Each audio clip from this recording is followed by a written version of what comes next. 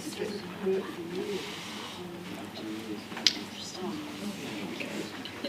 ora koutou. I actually was going to wait another 3 minutes, so I have a cough lolly in my mouth, so please excuse me. I'm Linda Cullen, and I'm Visitor Programs Coordinator at the Gallery. And it's a pleasure to be here and see all of these faces. First of all, just a little housekeeping. If you wouldn't mind turning your phones to silent, that would be great. And also, if for any reason we have a fire alarm sound, you just go down the stairs and don't use the lift, please. And the toilets, if you need them, are just outside the second little doors here. So it's with pleasure that I welcome you all to Meet the Fellows. I think we've been doing this now for well over 10 years. I think Nicholas might agree with me.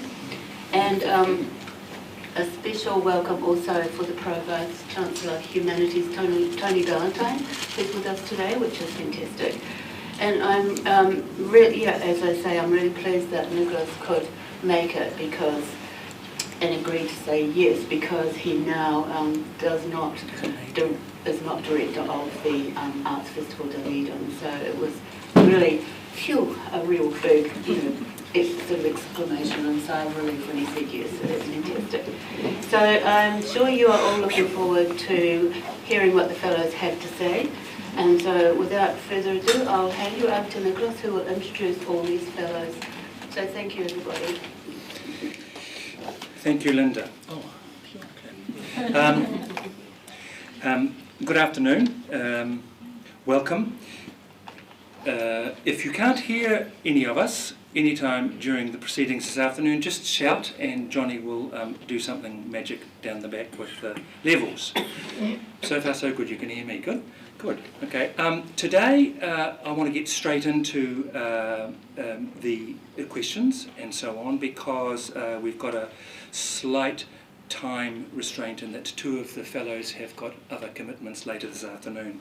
So let's get straight into it.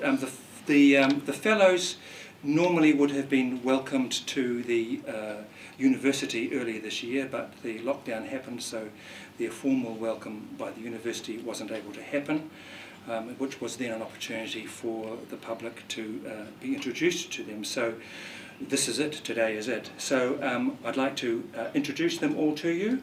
The Burns Fellow, Dr. John Newton, the Carolyn Plummer Fellow, Christy Mortimer, the children's...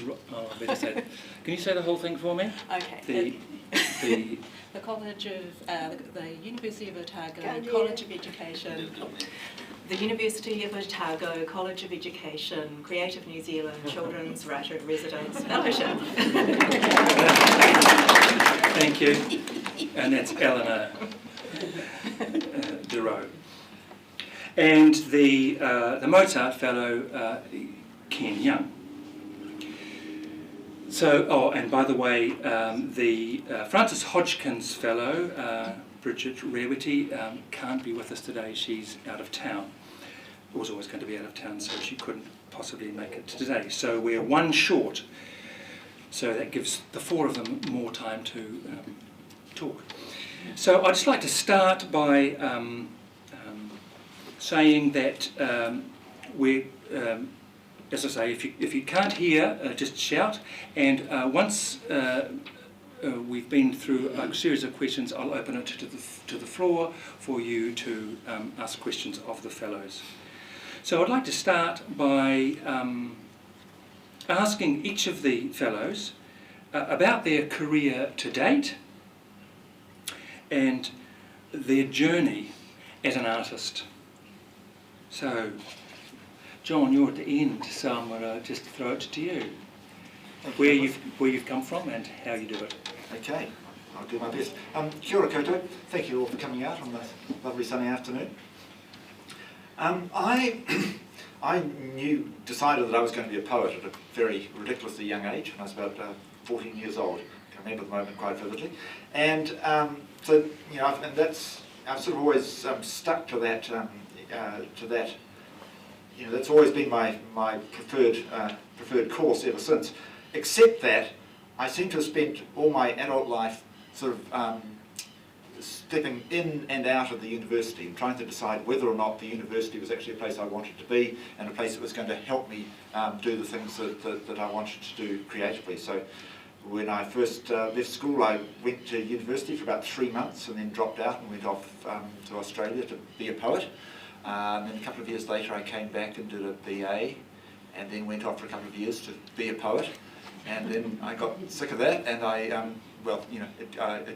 I changed, I had one of my periodic changes of heart where I thought, actually no, a bit more, tertiary education will help, and perhaps a job in the university would help. And so I went back and did a MA and did a PhD in Melbourne and got an academic job. And I spent about 15 years working mainly at Canterbury University. And along the way I'd managed to produce one book of poetry, and then found myself really struggling to produce any more during the time that I was teaching at Canterbury. And eventually I decided that it was now or never if I wasn't going to get completely sort of swallowed up by academic work. And I left my university job in about 2010, and ever since then I have been what I call somewhat ironically a full-time writer. I sometimes even call myself a self-supporting writer or an independent scholar, which is a bit of a joke because I've really sustained that position by largely on the back of a series of university fellowships. So so that's been the sort of material part of the journey. But along the way, what's gone along with that is a sort of vacillation between writing, creative work, predominantly poetry, and doing scholarly work. And so, funnily enough, even I'm here on a creative fellowship, but actually what I'm going to be doing this year is a work of literary history. The second volume of a 3-volume history of New Zealand writing from basically the beginning of the 20th century to the mid-1980s. I've got a stage prop here, which is the first one, which came out in 2017, a book called Hard Frost, which went up to 1945. What I'm going to be doing this year on this as Burns Fellow, what I'm working on at the moment is the second volume, which covers the 50s and the 60s, really the sort of Charles Brash era of landfall. So I think it's 46 to 66 is the period I've bitten off, which is a lovely thing to be doing here in Dunedin and on this fellowship, which was by perhaps not explicitly, but in every practical sense, I'm actually endowed by Charles Brash himself. So it's a very nice place to be doing it. Here I am. Excellent. Thank you, John. Christy. Yes, hi everyone. So I have been a student for the last 10 years. I grew up in Blenheim and I've always danced in a studio setting, and by the time I was 15 my teacher was training me to teach dance, so I started teaching young people and that became my passion quite quickly. So I ended up moving to Auckland to study dance at the University of Auckland, and I stayed there. I did my Bachelor of Dance Studies, then my postgraduate diploma in Creative Performing Arts, then my Masters in Dance Studies, which is where I started exploring dance in prisons, which is what I'm doing for my fellowship, the Caroline Plummer Fellowship, and then continued with my PhD in Dance Studies, which I have finished perfectly timed for the end of February, and then moved to Dunedin the week after for the fellowship. So I've largely been a student, publishing articles, going to conferences, kind of involved in the academia side of dance, but always kept it connected to facilitating dance in the community. One of my passion projects is a holiday program that I run through council funding to provide dance to low-income families and making dance affordable, because dance itself can be quite expensive. So I try and, I really enjoy providing dance to people where dance may not already exist, and I guess that's kind of what I'm continuing through my fellowship as well. My career is still going, and it's really just starting. So I can't speak too much more. I've lectured in the dance department, I guess, over the 5 years while I was studying, and lots of little bits and pieces everywhere, I guess lots of part-time jobs alongside my studies. Yes. Lovely. Thank you, Christy. Eleanor, your career to date and your journey as an artist. Thank you. Kia ora tātou. Just picking up on a couple of things. John said he's mainly sort of made a living out of writing through fellowships and things like that. Well, this is the first time ever having this fellowship that I've ever supported myself as a writer, so it's very, very special to me. And also a friend of mine said when I was awarded the fellowship, she said, "Oh, that's lovely, Eleanor, that's such a nice note to retire on." And I thought, no, this is just the start of my writing journey. But that's the nice thing about being a writer. Not only is it portable and you can take it with you anywhere, but you can also keep writing until as long as you like, really, or as long as you're able to. Anyway, just to go back a little bit, I think my mother was a writer and a poet, but not a published writer or poet, but she always used to read me her poems before I went to sleep at night, and I think that's probably the start of my writing journey. When I was about 3 years old, I made up a little poem in bed one night, and she sent it off to the Christchurch Press or Christchurch Star, because we were living in Christchurch then, and it was published, and it consisted of one word repeated over and over again because I liked the sound of it, but that was my first success. And then just from there, I liked writing in English at school. When I left school, I couldn't. I think if there'd been a course in, sort of creative writing back then, I would have done it, but there weren't. So I did a BA in English, and then couldn't see any way to make a career out of writing. In fact, I probably didn't even really think about it seriously. I went on and became a librarian, which I loved. And it wasn't until I had children of my own, and a friend of mine did a short children's writing course and said, "Come along, Eleanor, with me," and I did. And that was what got me started on writing for children. I think that's when I realised that my inner writer is probably around 8 years old, and that was a reason I've never really had the drive to write before that, until I realised that it was writing for children that I wanted to do. My true love is writing children's poetry, but I've never really been able to settle on a genre, if you like. It's not really a genre, but I've tried picture books because tried them to start with because they were short, and then I sort of tried writing early readers and junior chapter books, and then I did a sort of a middle grade novel, intermediate age novel, and I think that's about as grown up as I'm probably going to get, but below that I haven't quite decided which area I'm going to settle in. I might just be a generalist. But yeah, basically after I did the children's writing course, I just sent all sorts of really, really bad manuscripts off to publishers, got about 200 rejections. Feel really sorry for the publishers now, but and then eventually I was published by Walker Books, and I had 4 books published by them. And then there was a bit of a lull in my writing career because around 2014 the publishing industry sort of went a bit pear-shaped. And then I went back a few years ago and did my Masters in Creative Writing, and that really sort of got my writing mojo back again, and then I got offered this fellowship, which was just amazing. And I'm doing a combination of 2 things for the fellowship. I'm doing a project which I want to do, but I'm finding hard to make myself do because it's prose, and that's another middle grade children's fantasy novel based in the world of a Bill Hammond bird people painting. And then I'm doing some children's poems as well, which I have no trouble making myself do. But yeah, I think that brings you up to date. Yeah.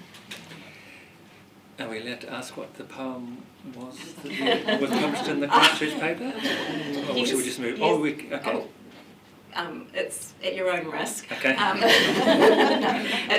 It was just called Venetian because I had Venetian blinds in my room, and I really liked the sound of the name Venetian, and it went Venetian, Venetian, Venetian, Venetian, Venetian, Venetian, Venetian, Venetian, Venetian, Venetian, Venetian, Venetian, Venetian, Venetian, and it was published. Lovely. So Thank you for sharing.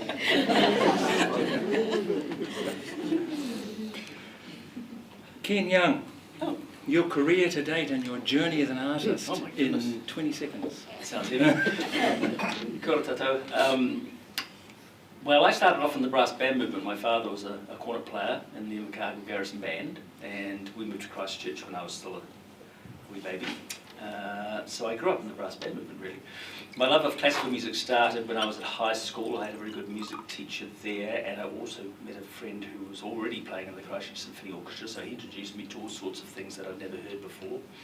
And one other thing happened in that I had a jazz piano teacher in Christchurch by the name of Bob Bradford. And I can remember going to his studio one day, and he was playing something which had jazzy chords but wasn't jazz. And it was a piece by French composer Claude Debussy called The Sunken Cathedral. And I was blown away. I think I was 15, maybe 16. And I'd never heard anything like it. And I asked him to play it again. And that was it. That was what flipped things. That was the pivotal moment. I just was fascinated by the whole compositional process at that point. It's like, how do you think up such dreamy, beautiful music like that? How do you do it? So the whole process started to fascinate me. So that's when I started doodling at the piano and writing my own silly little naive pieces. But that was the start of a real journey for me. From that point onwards, I started on the corner. As I kept getting bigger instruments in my hand, like a euphonium, and I finally ended up on the tuba because I seemed to make a better sound on that than any other instrument, and was lucky enough to get the job in the NZSO at the age of 20. So I spent 25 years in the NZSO as the tuba player, and because you don't have to do that much as a tuba player, a lot of pieces you get off, I was able to pursue my other passions of writing and conducting. I had plenty of time to go and do the odd gig as a conductor, and I had plenty of time to stay at home when I wasn't required by the orchestra and do some writing. So those things basically snowballed over the next few years to the point where I started conducting seriously, I suppose, professionally in the mid-80s. NZSO made me their conductor in residence in 1991, I think. I then was starting, by the end of the 90s, was starting to get more work in Australia and New Zealand than I could get leave for from the orchestra. So I left the orchestra in 2001 and took the step of just embarking on a freelance composing and conducting life.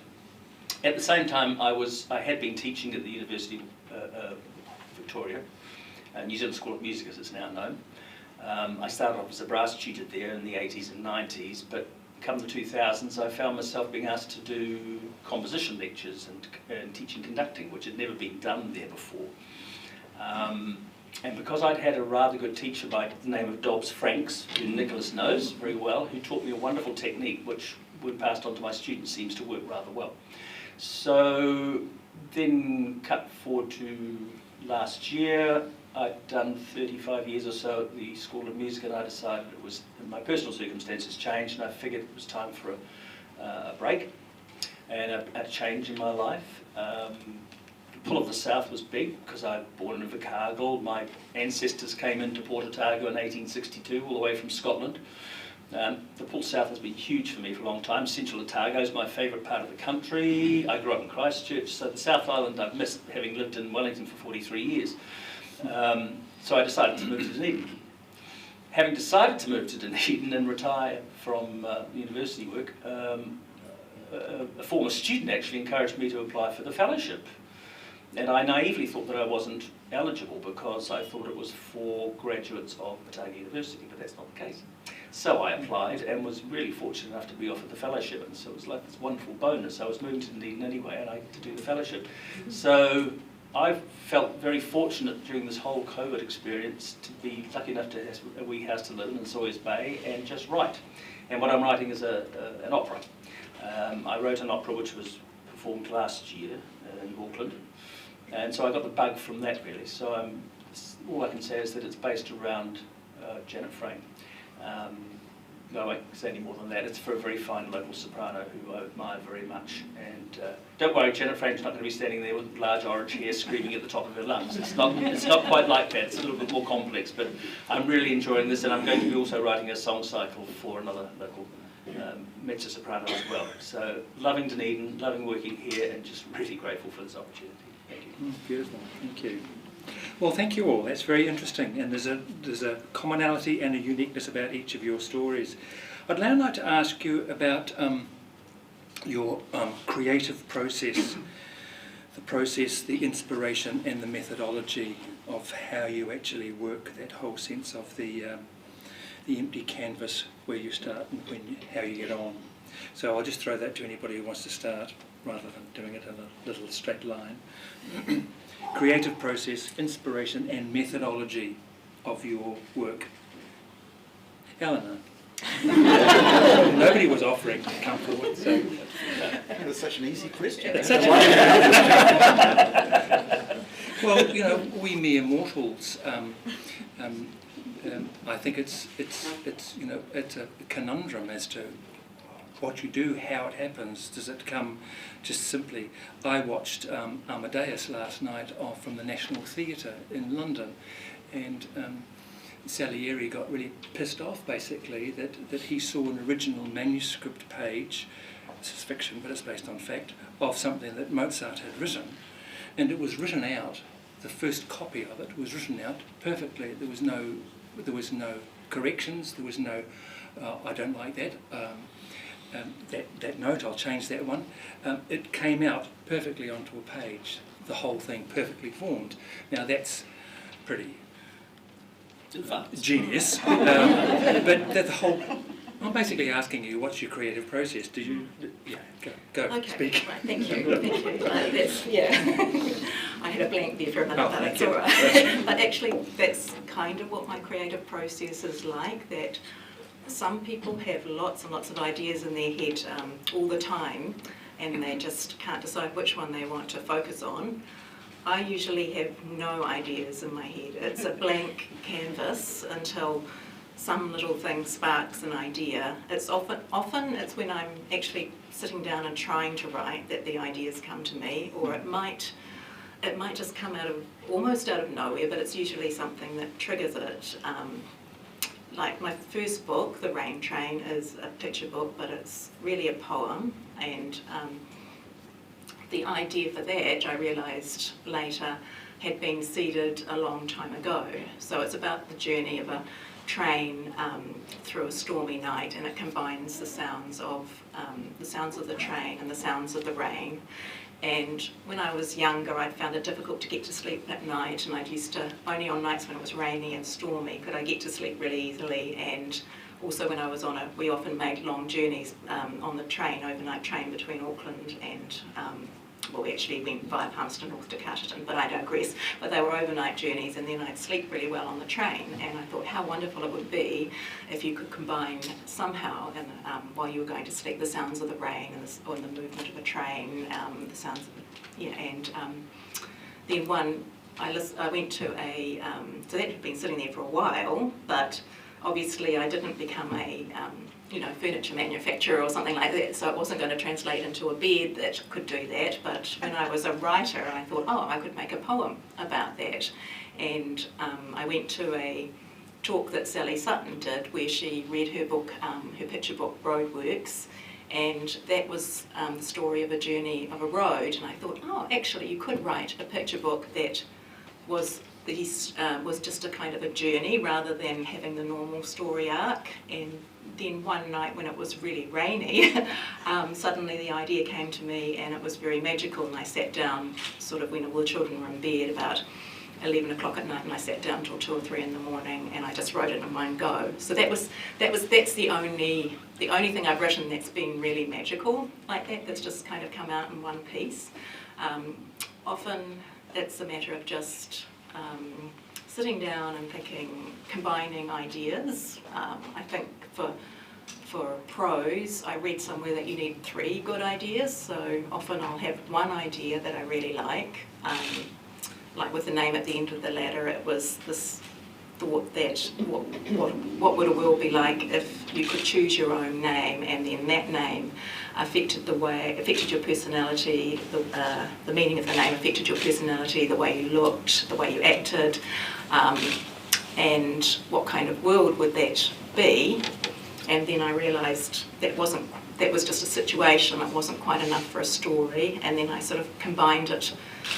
Suddenly came to me I could combine it with the idea of perhaps the Snakes and Ladders game, because when I'd read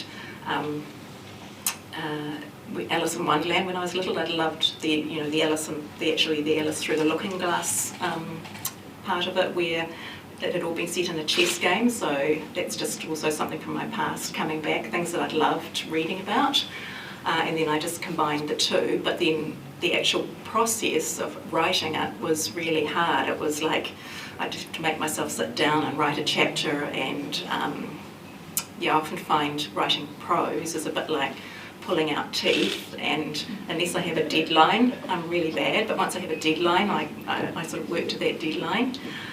Whereas poetry seems to come from a different part of my head. And that I'm always happy to sort of play with words and write poetry, and I don't have to force myself to do that.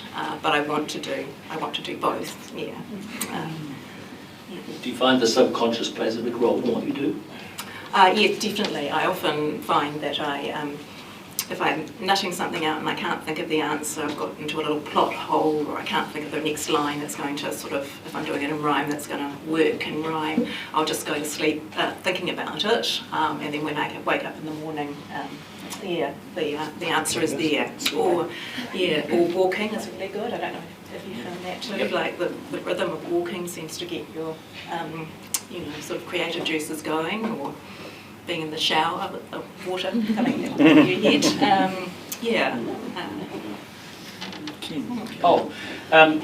It's a twofold thing for me, because the vast majority of the music that I've written over the years, it's either been for a particular ensemble or a particular soloist or a particular instrumentalist. So you have those persons' strengths, weaknesses, whatever, talents in mind when you're writing, or you're writing for a particular orchestra. So if I was writing a piece for a chamber orchestra of amateur quality, I perhaps wouldn't place the technical demands on them if I was writing a piece for the NZSO or something like that. So it's twofold in that you have to take into account the practicalities of whom you're writing for, but then having addressed that, you think, well, I'd like to actually do this. I don't necessarily sit down and think. What I've found is that if you try and write something angsty, it won't come through. If you try and write something lush and beautiful, it's not necessarily going to be the case. I think the more you try and do something, the further away you get from it. Without wishing to sound overtly esoteric, I'm a great believer in what I just asked Eleanor about, the subconscious. I find that when I get to the end of having written a piece, quite often I'm surprised by what I see. And certainly when I hear it, it's like, whoa, where did that come from? And you realise that there are other forces at work, and you can call them what you like. It doesn't really matter to me. But I know I'm not alone in the creative process. I know I've, over the last 45 years, sort of honed a craft which I can use to formulate a work which is technically correct, well written, but that a lot of the material has come from somewhere else. And I think that's just basically the right brain. I can tell you a wee story about that. My ex-wife started doing watercolour lessons. She'd never done painting in her life. And after only 6 weeks, she brought home this little canvas of some tamarillos which she'd painted, which you could have plucked them off the canvas. They were beautiful. I wanted to eat them. I said, how did you manage to do that? I said, she said, well, we got sort of basically shown how to get in touch with our right brain, the creative side of our brain. And she said, I don't remember doing most of this. And I'm thinking, oh, okay. So I sort of investigated that quite a bit, and really it's extraordinary what comes through if you just allow, if you're open to it. Whereas I know a lot of composers sit there going, like that. It doesn't have to be that way. I start with a note, and then you sit at the piano, do some other things, and stuff comes through, and you work at what comes through, and you craft that. It's like being given a piece of clay if you're a sculptor. Here's the clay. It's really good clay though. Now you're going to formulate something with that. It's sort of aligned with that sort of thought, really. So it's a lot of hard work, and you do have to have the craft. And because I played in an orchestra, I learned a lot about how to write for orchestras. That's my favourite medium, my favourite genre, if you like. So I instinctively have this, what I call my catalogue of sounds, which I want it to sound like this. Now I need a flute playing there, and I need the clarinet to colour that a little bit. So that sort of thing comes easily to me because of my background. Form-wise and actual craft-wise, I've learned a lot by studying the work of other composers because I'm a conductor. So one thing informs the other. My work as a conductor informs the work as a composer and vice versa. So I've been very fortunate. But I'm a very great believer in the fact that we're not alone in our creative endeavours. Lovely, lovely. I wanted to pick up on the thing that you said at the beginning around keeping in mind the people that you're working with, and that's a really big part of my process with it being community dance. I'll be creating both for and with the people that I'm working with, and so thinking explicitly with the prison environment that I'm going into and working with male prisoners. On my very first class, there are a lot of unknowns. I didn't know how many people there were going to be, I didn't know what age they were going to be, how they were going to respond. All I knew is that there were going to be hopefully males that turn up to do a dance class in a prison. So before I even started planning what I was doing, I did a bit of, quite a lot of reading and talking to people to kind of see what's worked before, what advice can I get from others who are already working in that environment, and I came up with a plan of what I wanted to do and discussed it with the prison staff, and then I had to be ready to adapt it once I was in there and actually working with them, and actually provide a space for them where they feel comfortable to share what they would like to do and how they felt it was, and constantly adapt the way that I approach the classes that I'm teaching each week. But in saying that, the content that I'm teaching with them could also be very similar to content that I'm teaching with other people outside of prisons. But I've always got that in mind of who I'm working with and what is it that they would like to do, what is it that they would like to achieve from it, and how can I tailor my content, both in the moment as I'm teaching the classes, but from week to week. And yet it's been probably as much of a learning curve for myself as it has been for the men that I've been working with. And I guess with community dance, the values around inclusivity and process are quite important, because that process of just participating in dance without working towards something is actually quite valuable in the classes itself. So the process is a shared process between myself and trying to set up the classes as a shared space, where I'm not just the teacher coming in and imposing and teaching my moves on them, but trying to facilitate a shared space is quite important in my kind of process that I've been working with in that space.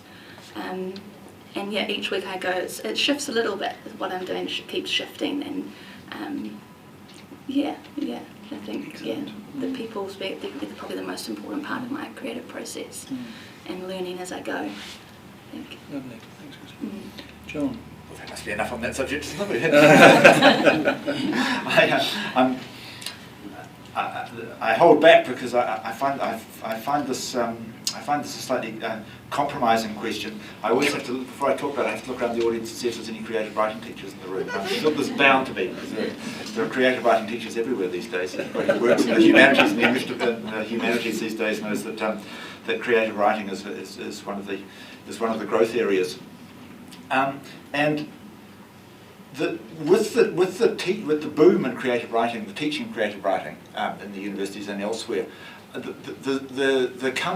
has come a kind of sort of, want a better word, a sort of ideology about the creative process, and what you can teach and what you can't teach.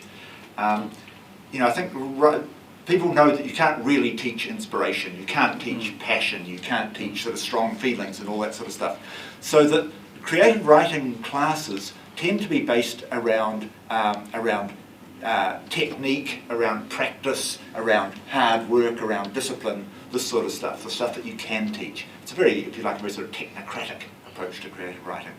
And what's come along with that, I think, is a tendency to sort of demonise the old romantic ideas of creativity, the idea of inspiration, the idea of the thing that comes to you in the middle of the night by magic, and all those sort of extra, non-rational sort of processes, which I rather like and am rather attached to, and actually that's the way I like to. That's the way I like to work. I believe in the poem that has to be written, the thing that grabs you by the throat and writes itself, etc. So I always find myself, I feel like I'm a bit of a sort of romantic running dog in the company of my creative writing colleagues.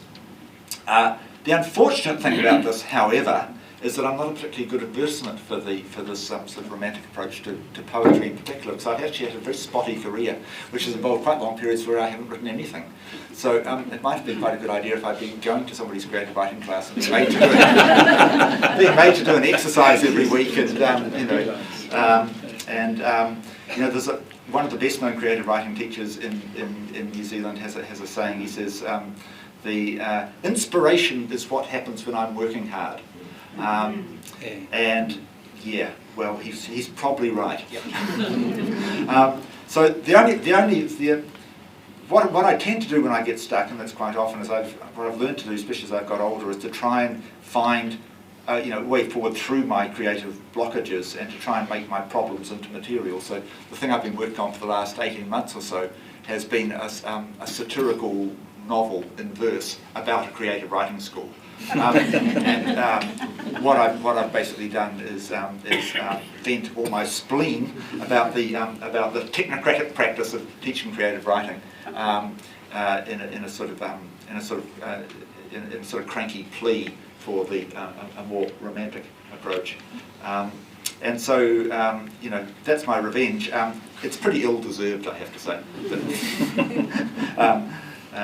Yeah. Anyway, I seem to be too old, too much of a curmudgeon to learn new tricks. I'm just going to have to battle on and hope that the muse looks on me with favour. One lives in hope. Lovely.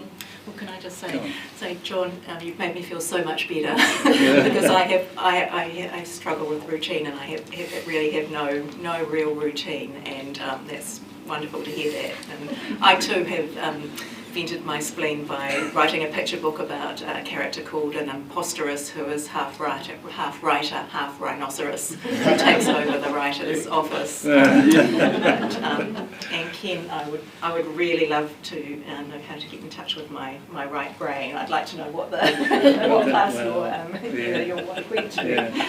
Yes. Fascinating. I'd like to ask you about who your work is for. Do you have in mind yourself, your public, or your audience when you're creating, and does that in actual fact affect the process, the creative process, with a specific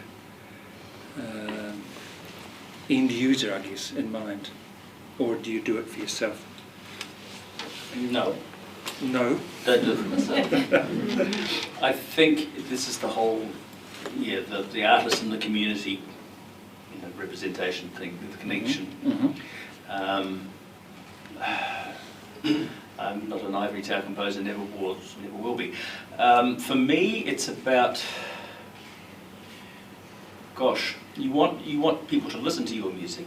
I'm fortunate, I guess, in that the language that my music comes through with is of a reasonable communicating variety, and yet it's the music I want to write.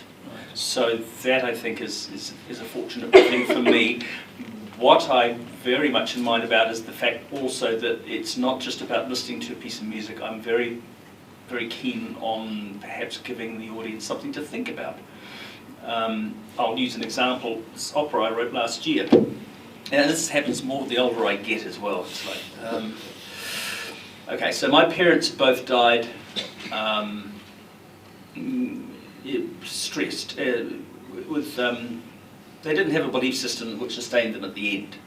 And so they had a lot of anxiety at the end. They didn't have happy passings, neither of them. And I can remember speaking to my mother saying, look, I think you're going to a good place. She said, how do you know? And it made me very sad. How do you know? And I think, because I've been a questioner since I was a teenager, I've read a lot of books, talked to a lot of people, read a lot of good literature, had my own thought processes, and I have a belief system which sustains me. I don't expect to push it onto anybody else. That's what's wrong with the world. Everybody says I'm right and you're wrong. That's where we get into trouble. But I have a belief system which sustains me, and I know will sustain me when my time comes. And I'm not a religious person. I ask questions and I think a lot. And what the opera was about is called Man Sitting in a Garden. It's about a man who was a scientist and a non-believer who was married to a believer, and they had two sons, one of whom was more favoured than the other. Anyway, through various circumstances which are quite harrowing, he ends up by himself. They're all dead. through various things, the boating accident and a suicide, and it's all a bit harrowing really. But Witi Himada wrote the libretto for me, and I'd given him a brief. Basically, I wanted to write a piece whereby the audience was perhaps invited to think about their own reality and about their own sense of truth. And I think that's very important in life in general. We need to think about existential matters at some stage in our life if we're going to bring some peace to our existence. And it occurred to me in writing that opera, and Whitty provided a very good narrative for me to do that, with this scientist reassessing his life and where he came from and what his thoughts were, especially with regards to the wife that he loved so much, who was a believer. So, and then I thought back about perhaps the last 15 or 20 years of my career. I've written a lot of music which goes from darkness to light. It just happens that's the way it is. In fact, a CD recently released by orchestral music is something called Shadows and Light. And I believe, for me personally, it's about finding our way through this mire we call life and trying to be the best version of who we can, of who we are. I believe that's one of the reasons we're here, is just to be the best person we can, to find a way of doing that. And going from darkness to light is a very, very big theme in my music. And I think that partially is why I enjoy that focus on my writing, because hopefully it gives an audience, and I've had feedback to the point where people say, oh, actually, yeah, this is really interesting, I'm going to go and think about this. And so I think that, for me, that is the communication that I want to have. I want to give a good listening experience, but at the same time, give them a good thinking experience as well. Lovely. So, who are you writing for, Eleanor? So first and foremost, I'm writing for the child within me, I think, and it really is. I really am kind of writing for myself. I'm writing those things that that I really enjoyed reading when I was a child. The things that really transported me to another world, the books that transported me to another world, or the poems that transported me to another world, and gave me that real feeling of being kind of somewhere else and outside myself. I guess that's what I'm trying to recreate in my writing. But so I'm writing for myself as a child, but in a way I haven't really grown up inside anyway, so I'm just writing for myself. But by the same token, I have found that if my writing isn't finding an audience, I'm finding it very hard to write. So there's kind of a feedback there. I am in a way writing for an audience, because if I don't feel that the book might be published or I might be able to perform it in some way, then I somehow lose the will to write it. So there is a little bit of a circle going on there. And just thinking about what Ken was saying about themes, I'm thinking that one of the themes I have going on is that I want to convey that feeling that maybe magic does exist in the world, because I remember reading a book when I was younger called The Man Who Was Magic by Paul Galico, or actually my mum read it to me, and the ending was that that magic did exist in the real world, you know, things like chickens hatching out of eggs and things like that, but that magic wasn't around. It was, you know, the magic was in the real world. But I really wanted a book that showed you that there really was magic, that there really was, you know, fantasy and these things, you know, these things that did exist. And I think I want to write books that show that talk about, you know, sort of magic being a real thing, but also I want to show, I think I want to harness that feeling of resilience as well, that feeling that no matter how bad things get in a book, that the main character will always come out of it all right, that they will have gone through this coming of age, or this change, this journey of change, so that when they come out at the end of the book, they know that they have the strength to deal with anything in their lives. And I think that's another kind of message, or it's not really a message, it's just a theme that I've noticed coming through. And it is an interesting thought to me, like why am I writing, and who am I writing for? But I haven't quite got to sort of one message yet that sort of encompasses that. Yeah. Yeah, I think for community dance, I'm definitely doing it for the community, but I think it comes from my own experiences of dance and growing up and knowing that dance played a big part in who I am today, in terms of self-esteem, self-confidence, being able to engage with different people. Dance fostered that for me as a young person, and I believe that there is a lot of transformative potential through participating in dance, and I want to facilitate that for other people, without the assumption that they need it, but maybe they might enjoy it, and just like, yeah, I think dance can bring so much in terms of just engaging with another person in the space, or even moving your body in a positive way. And I think from experiencing that myself, I think that everybody here could experience it. It can sound a bit airy-fairy sometimes, I think, but I'm a firm believer in it, and I think that's what drives my practice of facilitating community dance. And so when I am working with people, we're not always working towards a performance either. So and yeah, so it's about their experience within the dance classes and from one class to the other. And if they are working towards a performance, that's not always a strong focus, but actually that magic that can happen in a dance class can happen through that process, and that I can be the person to help facilitate that and be a part of that magic with them as well. Yeah, so I think it comes from my own experiences, and yeah, definitely do it for people. Yeah, if that makes sense. Okay, Christy, would like everybody to get on their feet now. Yes.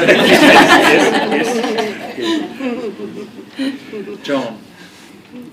I think for me, first of all, I know that I have to do it for myself. I have to, really want to but yes, I need a sort of private sort of motivation. It's an interesting question, because the two things that I spend most time working on, which are poetry and literary history, are neither of the things that have a big audience.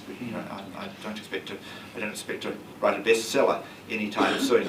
So it requires some. It's a bit of work sometimes to figure out exactly who you are writing for, but you really need that. I think it helps in a lot if you have if I can have a sort of specific addressee in mind. It's one of the reasons that poets often write poems that have a second person pronoun in them, and they are addressed to some particular person, and the fact that they are speaking to somebody I think helps focus them, and helps remind them of the necessity to produce a piece of work. Somebody, it matters to someone. Somebody wants to hear it, and then secondarily, it may go on and speak to somebody else, but at least you've got an immediate focus in the foreground.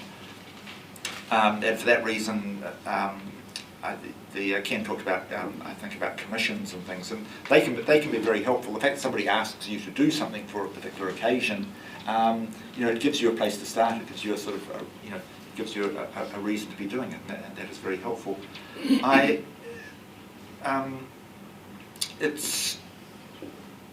Of course it helps. It tends to have an effect on the way that you write. You tend to regulate.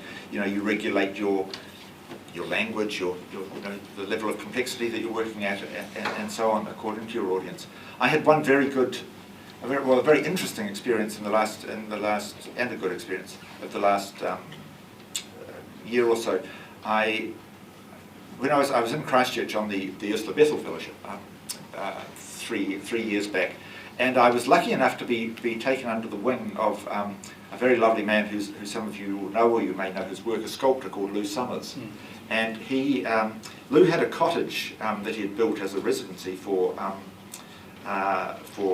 creative artists. So he used to loan it to fine arts graduate students. And there was nobody in there. I didn't know him from a bar of soap.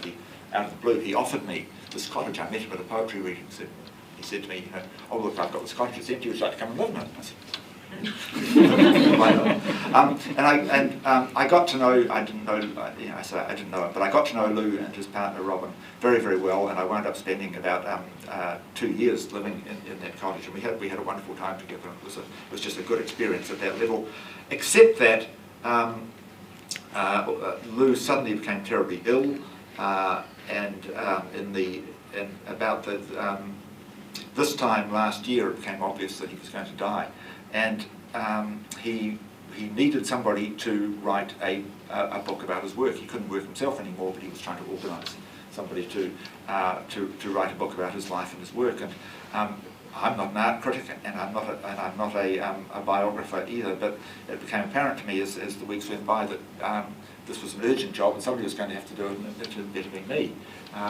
And it was an experience quite unlike any I've ever had, in that, not just that it was a different kind of work, but it was more, I guess it was more focused than anything that I've ever done, in terms of having a very obvious function in terms of who it was written for. It was written for Lou, it was written for his partner, it was written for his sister and for his family, and beyond that for the audience of people who like his work. But primarily it was for those people who had been so kind to me, who I could do something for in return. And it led me to write a completely different kind of book than anything I've ever written before, and in a different kind of language, but also in a different way. I wrote it very quickly. I'm usually very slow, but actually I wrote this in about 6 months, and got it finished. Lou didn't live to see it, unfortunately, but it will be. It's ready now to come out before the first anniversary of his death. And it's not the grandest piece of prose that I've ever written in my life, but I don't think I've ever had such a strong feeling that what I was writing mattered to somebody else, and that it had to be got right for that reason. And the great thing about that, of course, was that it took me into a different place, into something that I didn't know that I could write. And I think that's the great thing about the sort of the demand or the invitation that comes from somebody else to. And it's actually other people seem to be better. Other people are better to write for than I am. I think I write better when I'm writing for somebody else than I do when I'm writing for myself. I think that's the moral of the story. That's lovely. There's a thank you for that, all of you. There's a real sense of generosity actually in the creative process, that you're actually having somebody else in mind and you're doing it for all of us. Interestingly enough, one year, many years ago, one of the fellows made it quite clear that the work that they did was exclusively for themselves, and they had no concern or care about whether anybody was interested or ever had any kind of connection to it. Remarkable. So thank you all for, as I say, it's a sense of vulnerability and generosity. Yeah. I didn't say it was music. No comment. Next question. 2020 Fellows, as you are, has been somewhat a bit of an upheaval in lots of ways with the lockdown, but having never done it before, I guess you don't know, but I'd just like to quickly touch on that and ask whether the lockdown has interrupted your work or your opportunities at all, just very quickly. Definitely has for me. Yes. Being a prison, they stopped letting volunteers into the prison pretty much straight away and didn't let people back in until level 1. So I was due to start, I'd done an induction in the prison the week before lockdown happened, and was due to start the following week, and then lockdown happened. So I actually, it was about 2 months worth where I missed out on doing the classes that I had planned. And so for those 2 months, I still wanted to make the most of my fellowship and the opportunity that I had, and quite drastically shifted what I was going to do, because I tried to ask about online classes and that sort of thing, but technology is very limited within a prison. So for those 2 months I worked on developing a resource that can be used for other people to facilitate community dance, whether it's in the prison themselves, so it could be staff instead of relying on volunteers, or whether it's in other community groups where dance could potentially happen, so that dance could happen without me being there. And so hopefully that will be available online for free for anybody to use, and that can kind of contribute to the sustainability of community dance happening. And the prisons did do some A4 printouts of activities that they were able to print out to give to prisoners, so I created a few creative movement ones for that. So I was able to contribute in a little sense, but didn't actually get to do the classes like I had originally planned until I've just finished the 5th one this week, so 5 weeks of classes so far. So I was quite impacted. It's hard to do community dance without a community. We've made it work. Yeah, lovely, well done. Yeah. Yeah, I think a lot of us became aware during lockdown that during lockdown perhaps the world was divided into two kinds of people. There were those people who could easily do their work from home and those people who couldn't. And for those of us who easily can work from home, lockdown wasn't necessarily was not perhaps such a strain. It was important to remember that there were some people for whom it was a completely different experience because there was just no way that they could work. But in those terms, of course, writers are the luckiest people in the world. I mean, it was pretty much like normal life, except it gave me a chance to sort of work from bed every day. I would never get out of bed. I don't know, what's not too like if you're lucky enough to be a writer. Yeah. Eleanor, did you get out of bed? I did. I got out of bed a little bit later than I otherwise might have, and I stayed up a little bit later. I got to spend lockdown in the Robert Lord Writers' Cottage, which I actually, for various reasons, it made sense for me and my husband to stay here in Dunedin at the cottage, and I had this feeling like, this part of me was feeling like, how lucky am I? I'm being paid the whole of this time. I've got this lovely cosy cottage which is insulated and warm, and no other. Well, I don't know. I hope no other writer. I've got this feeling. Well, no other writer in residence is going to be spending lockdown at the Robert Lord Writers' Cottage. So it made me feel quite special in a way. But then there was this whole other part of me that was actually feeling quite anxious about the whole situation at the beginning, and I was finding it really, really difficult to concentrate on my writing. So I did. There was no physical reason why I couldn't continue my normal writing activities, but I think mentally I was in a bit of a different space. So I did mostly poetry because it was sort of shorter and it suited my short attention span at that point, and I did some NZSA, New Zealand Society of Authors, had given us the opportunity to record our works, read out some of our works and put them up on their YouTube channel, so I did some of that, which I found quite kind of therapeutic and quite nice to be able to share my work in that way. And also I did lots of long walks around the area, and I kind of got this feeling that I was really connected with Dunedin in a way that I think I otherwise wouldn't have felt by sort of walking the landscape around North Dunedin and going up to Ross Creek every day, and sort of that was sort of, I found that really calming and a good way to get started for my writing in the afternoon. But it was a strange experience to be in an area that was so empty. Both an opportunity and in some ways not a disruption, but a very different kind of residency to what it might have been otherwise. As John's already said, it's the ideal situation for anybody who's writing anything, music or literature or painting. So for me, it was just get up in the morning, have a coffee, and go and write.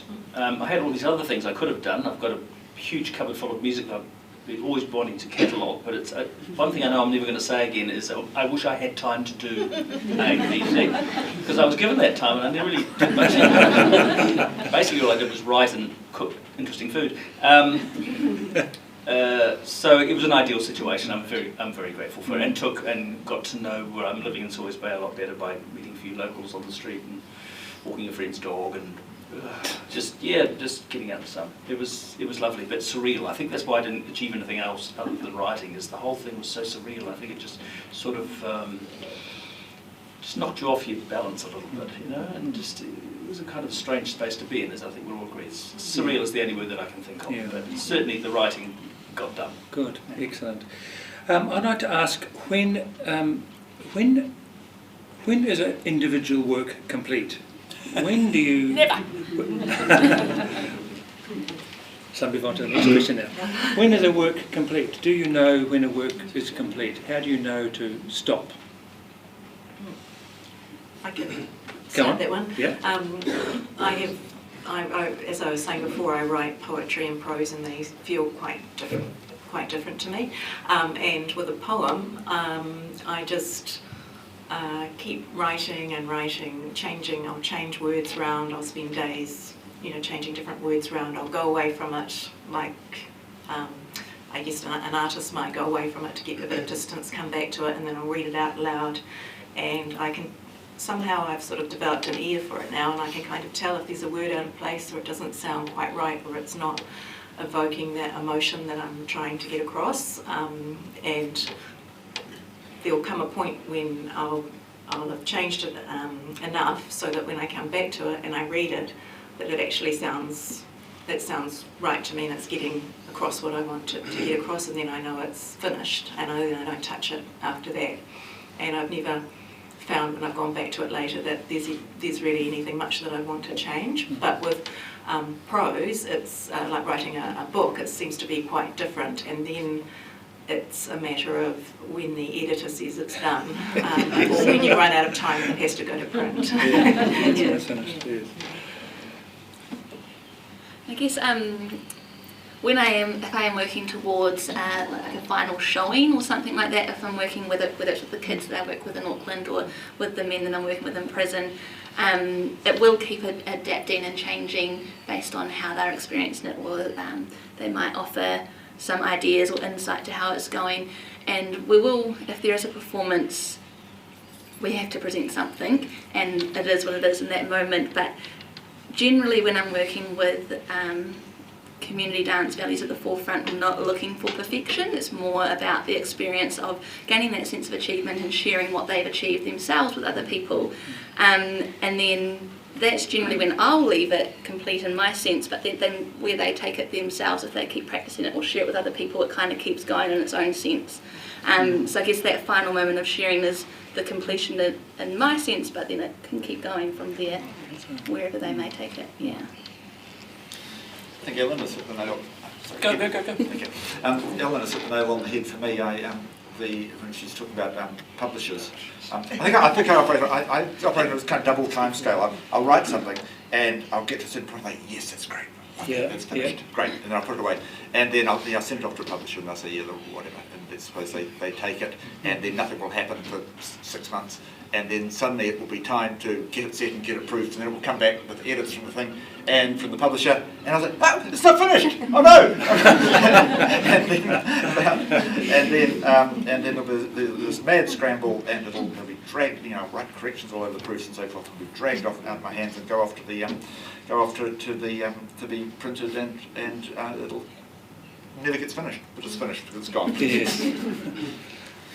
What about you? Well, the formal process, it's an instinct thing for me. The form evolves as I'm writing a piece. I very rarely start out with a form as such.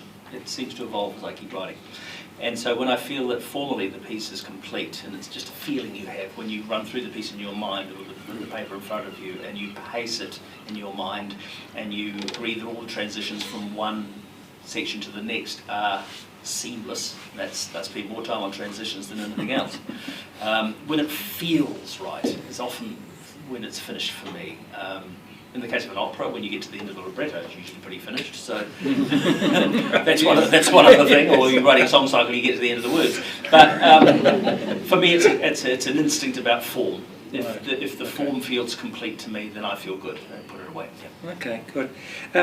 Which leads me to the question that, do you look back ever on works from earlier, which are complete, and wish that you had the opportunity to do it differently, or you would have come out differently? Or early works, thinking, oh gosh, did I really write that? That's a bit rubbish. Yes, but that was then. Yeah, so you do feel that though? Oh gosh, yes. I could rewrite everything I've ever written. It's about 80 pieces. Right. But you haven't got time to do that because you're working on something else. So I think you just have to face the fact that you've learned from that. You've moved on. You've perhaps assimilated a lot of the lessons learned at the time and haven't made such big ones down the line. When I feel I'm just getting good now. I'm 64 years old. Right. Yeah. So it's a matter of don't dwell. That was then. Get on with the next piece. Because there are some creatives who will actually withdraw their works, won't they? Don't they? Do you ever wish to withdraw work? I don't know that. Oh yes, no. I mean, Ken is right. You have to try and move on, and I try to do that, not always successfully. There is one particular book of mine that I would like to have reformatted, and I do still. That's the one I regret. It was a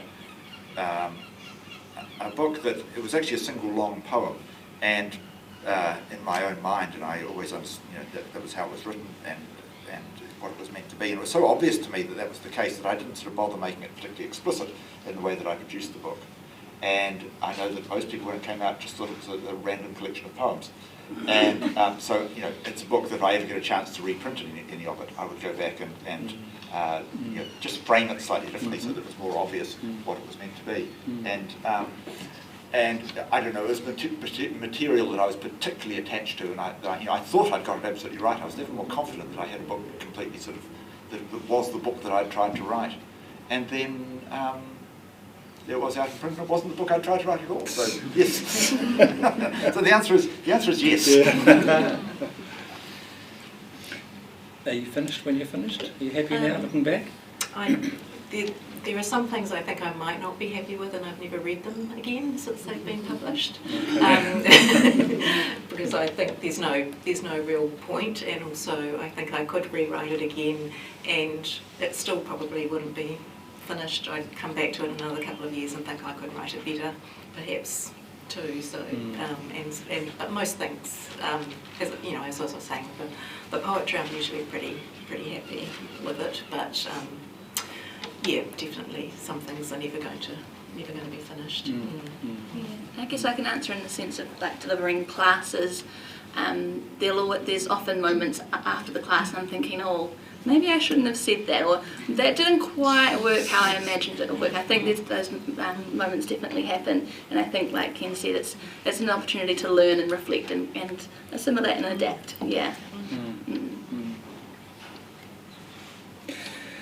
The University of Otago fellowships, I think, mostly do not have a compulsion for you to create anything specific. Oh, yours does. Oh, yours does. Is that a freedom or an impediment that you don't have to actually? Freedom. The freedom to do as much or as little as inspiration allows you to. Is that good or bad? No, I think it's good. Yeah. To just let yourself just go with it. Yeah, I know some people, these past fellows in the Mozart fellow haven't perhaps done as much work as they could have, but that was their choice. And I think what you have managed to do while you are here doesn't necessarily show itself in output, but you take that experience and that thinking experience and the freedom to have that thinking experience with you in your work outside the fellowship. But myself, I'm writing as much as I can. I'm just loving the freedom. It's wonderful. Yes. You're working really hard, Ellen. Yeah, I am working really hard, but I agree with Ken. I think that the whole idea of having this freedom is just so wonderful, and I'm not quite sure how it's going to impact on my work further down the track. But I think often it gives you that freedom to come up with something completely different to what you thought you might wanted to come up with, and it might be better than what you thought you wanted to come up with. Yeah. If I could just quickly add something, I've got ideas now of things that I want to do which are coming out of the work that I'm doing now, which will take me through the next 3 to 4 years. Compositional projects that I want to do, which have come to light in the last few months, especially during COVID.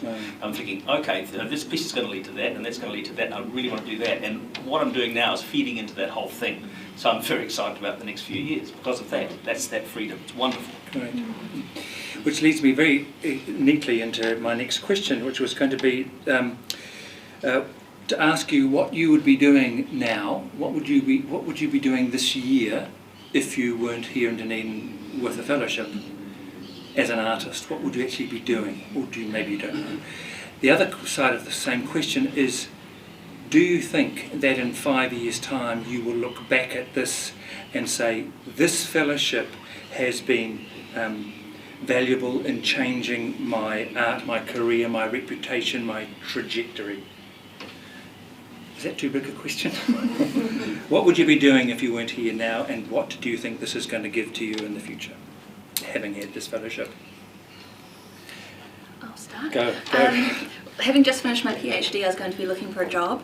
Just putting that off now. Hoping to stay within academia and community dance field or dance education. And so given COVID, I probably would have been stuck. And so I'm really fortunate to have this opportunity to be able to do this. And I guess I would have just tried to find lots of opportunities to A, make sure I can survive to pay my rent, but B, also continue doing what I'm passionate about. And I think looking down the track, doing dance in prisons is something that I tried to do in 2013 when I did my masters, but doing research in the prison was quite tricky for a one-year research project, so I ended up talking and interviewing people who had done it themselves. So this is actually my first time teaching in a prison as well, so it's been an incredibly valuable experience for me in my career moving forward, and now I can talk about it from my own experience as well as other people's experiences. Yeah. John, what would you be doing? To be honest, I would be doing almost exactly what I'm doing now. Okay. Except that, I know I would be working on the same project, except that I would be much more financially strapped, and I would be more anxious and more unhappy, and I wouldn't be in Dunedin. So, basically, I'm sure I wouldn't be enjoying myself as much. I wouldn't have had the chance to meet the people that I'm meeting in Dunedin, and I wouldn't have the Hocken Library just down the road. And so, if you're offering me a choice, I think I'll take it the way it is. Thank you very much. Yes, so I'd be back in Auckland doing my part-time library job for Auckland Public Libraries, writing less, probably perhaps going out for coffee more, but that's not a good thing. And yes, I really think this experience, I guess you probably have to ask me that question a year from now, but I really think this will have changed me. I think it's given, just to have sort of this honour in a way has given me far more confidence as a writer, and I think that I'll probably have the confidence to sort of carry on with in a much more professional way with my writing, and do it more, sort of do it more regularly, and also that doesn't sound so good. Sorry, but yeah, I think I think it will have changed. It will definitely have changed me as a writer and the direction I want to take my writing in, because it's made me think quite deeply. What is important to me as a writer and what are my motivations, and so I'm going to take that with me, and I'll take a piece of Dunedin with me when I go back too. Like John, I'd be strapped for cash as well, having made the decision to move to Dunedin, and because of the fact that my other lines of work involve conducting and recording artists and things like that, all the projects that I had in line to do this year, all but one has been canned. So I am lots of money out of pocket, but the anxiety levels, as you alluded, are very big. When you're a freelance person, you worry from one year to the next if you're going to make enough money to pay the rent. So yes, this freedom and the relaxation afforded us with this opportunity is just huge. Thank you, University of Otago. Indeed. Artists are often perceived as sort of a barometer, as sort of commentators of society as a whole, and I think that indeed during the lockdown the arts worldwide have been lauded as sort of essential for the mental and spiritual health of our society, or of everybody. So do you feel, as creatives, a sense of responsibility with regard to, not necessarily to do with lockdown, but just that sense of that you have a responsibility to be the conscience of our society in any way, shape or form? Too hard. I'm aware also that Christy has to get away any minute, so maybe you want to go first. No? I think just even from COVID, you could see arts struggling but also flourishing a lot through the online technological kind of base. You could see it how it is quite, it is everywhere in a sense, and I think it is important for people who are passionate about to advocate for it, so that so that it does keep happening in one way. If we weren't passionate about what we do, freelancing and that sort of thing can be quite difficult. So I think that passion is quite important. So you can keep giving back to the community, but also people can get involved in it themselves. It can be a two-way sort of thing that can happen. And I guess there's a, you could say there's a little, I don't know, it's a tricky one. I'm not sure that the arts in general can survive as it once did this particular crisis. I think we live in a different world now. I don't think we're going to go back to where we were. Too many of the arts institutions, and I speak personally about orchestras and even professional chamber ensembles, there's no way they can recover from this. I've got good friends who make a career opera singing in England who are thinking of coming back because they simply have nothing to do and they can't survive. So the world is changing. We have to adapt to that, but what we can do is advocate as strongly as possible for the arts, which are the cultural soul of our country and of the world is at stake. If we don't advocate, then we're not doing our job, I think. It's very, very important that we spread the love as much as we possibly can. Yeah, and I think having a fellowship gives you a certain mana and perhaps a voice. And perhaps a voice too that you wouldn't have had otherwise. So you do feel like you have a responsibility to advocate as much as you can. And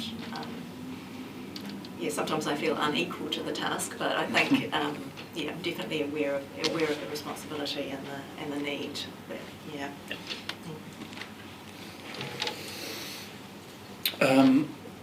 Right, Christy has a plane to catch shortly, so I'd now just like to open to the floor to any of you who have any questions collectively or specifically to any of the fellows. And we have a microphone, do we? We do have a roaming microphone. There's a question right there, I think. Oh, no, you don't. Anybody got something to ask somebody? I'd like to ask. Yes, there's a microphone coming so everybody can hear your question. I'd like to ask John, what inspired you at 14 to be a poet? Wasn't a teacher, I'd say, hopefully. It absolutely was a teacher. I was writing poems when I was 14, and I was lucky enough to have a teacher who was, he was a wonderful teacher, and he was also a slightly, dare I say it, a slightly sort of he was somebody who got very heavily involved in students' lives, and he was a slightly sort of meddlesome kind of character, and he in the best possible way, and perhaps that's not a bad thing, in a it's a good qualification for a teacher. But anyway, I remember him. He found out that I was writing poems, and he took some of my poems.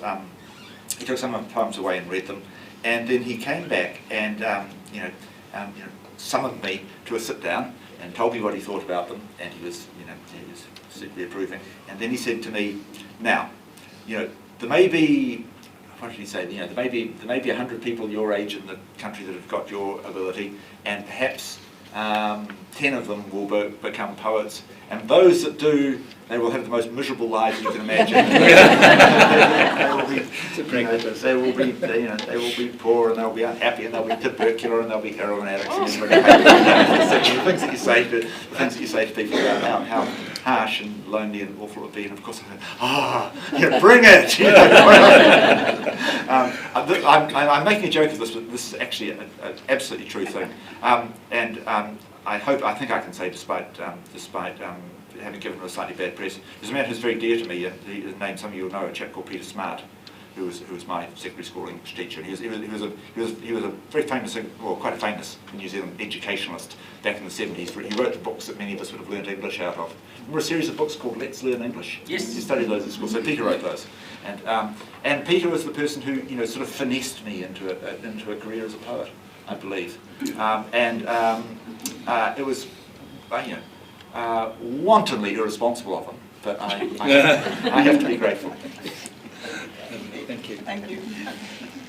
Question?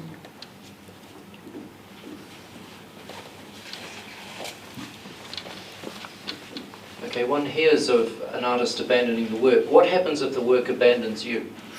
You arrive one morning and it has lost interest in its maker, it's gone. It's decided it's finished. You go and have a cup of coffee, do something else and come back the next day. Is that the gentle equivalent of make-up sex? You go and have coffee and come back and hope Quite often I'll sit down and nothing will happen, and it just doesn't happen. You don't abandon it. Well, I personally don't abandon the piece. It's just like, oh, well, it's not happening today. I'll come back tomorrow. I've got other things I can do. It works every time. I'd just like to interrupt for a moment and just say thank you very much to Christy, who really has got to leave now. I'm playing this boarding in half an hour. Okay, well, you better go. Yes. Thank you very much.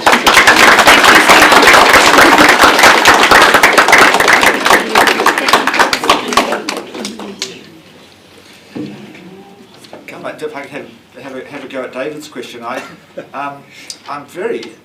pleased to be able to say it. I don't think it's not something that happens to me. It's just as well, because I have actually, I'm not rich in ideas, but I do, oddly, I find that once I get, embarked on something to a certain point, it always, I always manage, I shouldn't say this, should I? But touch wood, yeah, exactly. It's a funny thing, and I've actually got to the point now where I sort of trust it. I realise, actually, I've been working on this for 3 or 4 months, and it's kept going, and actually it will get finished, and I get anxious, and it doesn't mean to say I don't suffer anxiety over it and so on, but the more often that happens, the more, you'll know this, the more often that happens, the more you realise actually that you will finish it. And, but there's always, isn't there, there's always that nightmare that, there's always the first time. And I don't know why you asked me that question.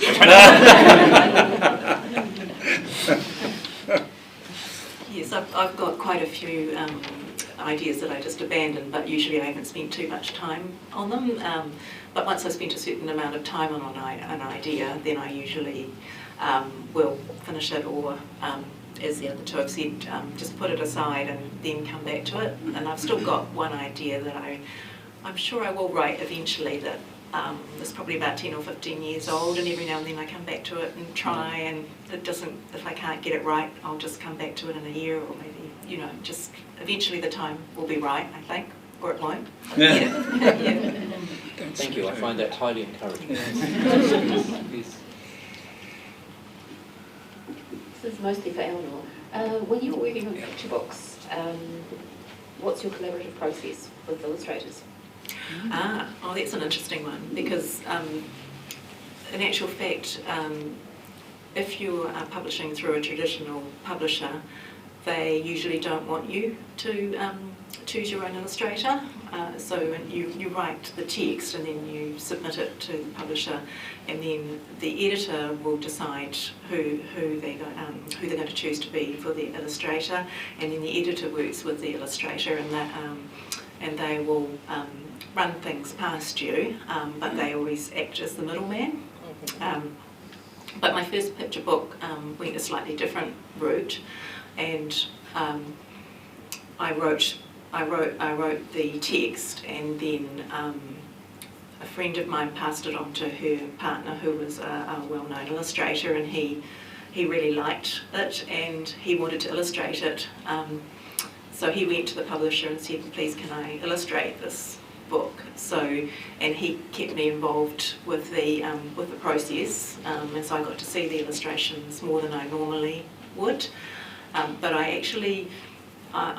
I feel very scared to have much input into an illustrator's illustrations, because I feel that's their area of expertise, and often they'll come up with something that's way, way better or different or than I could ever dream of. And I've always been quite happy with what, happier than I imagined with the illustrations that have come up, and I don't want to kind of influence them in any way, but I know if you self-publish, then you might, there are collaborations between illustrators and writers, so it can work, but the way it's worked out for me has mostly been through the traditional route, or as I said, that first one, which was a bit different from normal. The latest picture book I'm doing, the publisher also said to me, oh yes, we want to take this, but because we think it will suit a particular illustrator that we really want to get on board, and we think she'd like to illustrate it. So in that way, they only took my piece because they wanted to get the particular illustrator for it. And the other picture book I'm doing has been through 2 illustrators because the editor didn't, for various reasons, the relationship between the editor and the illustrator fell apart. So then she went on to get another illustrator for the book, so, and completely different style. So it's quite interesting. Yeah. Any more questions from the floor?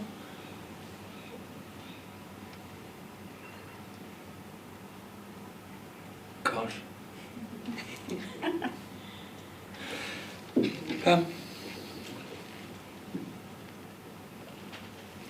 I've got a wee question, and that is to do with when a work is, maybe slightly different, no, maybe I won't.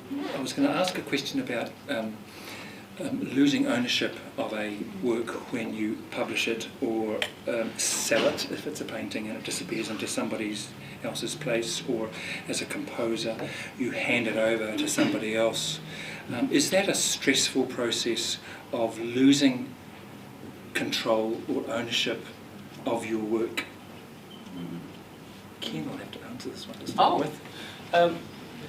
It's only certain few pieces of mine that have been published. The publishing thing is, well, in New Zealand it's pretty much non-existent. Yes, so I'm grateful for the distribution when I do get published. So that doesn't. I think what's more along the lines of what you want to hear is the fact that when you've lived with a piece for a long time and then you give it to an ensemble to play, it's like giving birth. It's it's always rewarding in the end, in that they quite often will bring something to the piece that you hadn't considered yourself. So interpretively it can be a very interesting experience. But that first time you take a piece to an orchestra and they read through it, that's weird. That's very, very weird. And then you get used to it. It's like, oh wow, they do really cool things with it. Like, oh, that's quite nice, really, doesn't it? Or else, oh God, I wish I'd done that bit differently, or whatever. So I don't suffer from the publishing thing, because the publishing thing for me is a relative rarity and welcome because of the distribution that publishing attracts.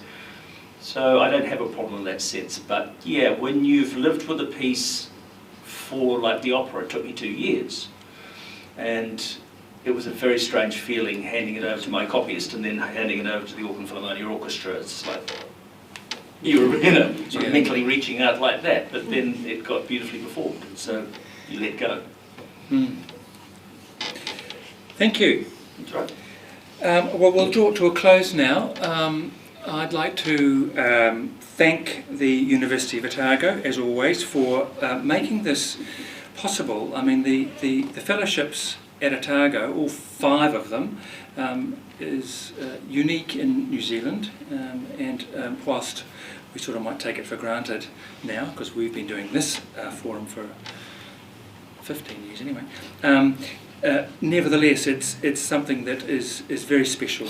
So thank the University of Otago, and specifically today I'd like to thank Professor Tony Ballantyne for joining with us today, and also to Vicky Watson for organising everything for us, to the DPAG who host us here, that is to Linda Cullen and to Johnny Chapman here from the DPAG, to you all for coming, and to the fellows themselves, John, Christy, Ken and Eleanor, thank you very much for sharing with us today. So now let's just have a nice cup of tea, courtesy of the DPAG, and some naughty cupcakes and things. So to the fellows, thank you very much.